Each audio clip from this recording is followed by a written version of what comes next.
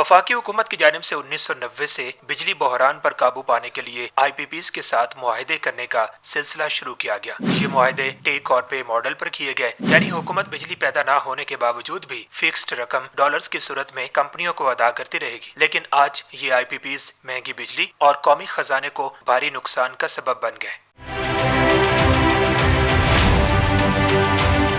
मुस्लिम league नून के 2013 से 2018 के दौरे हुकूमत में सबसे ज्यादा 130 IPPs के साथ मुआहदे किए गए। जनरल परवेज मुशर्रफ के दौरे हुकूमत में 48, पीपल्स पार्टी के दौरे हुकूमत में 35, जबकि PTI के दौरे हुकूमत में 30 IPPs के साथ मुआहदे किए गए।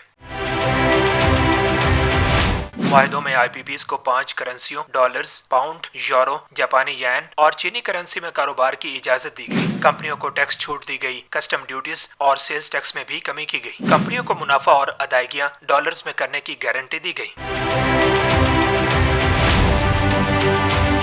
महंगे मुआहदों से जान छुड़ाने के लिए हुकूमत अब तक 29 IPPs के साथ नजरसानी मुआहदे कर चुकी है, जिससे 3 से 20 सालों के दौरान तकरीबन 3500 अरब रुपए की बचत का दावा किया गया है। ये बचत सार्फिन को बिजली की कीमत में कमी की सूरत में दी जाएगी। मुल्क में इस वक्त भी 100 से ज्यादा IPPs फाल हैं।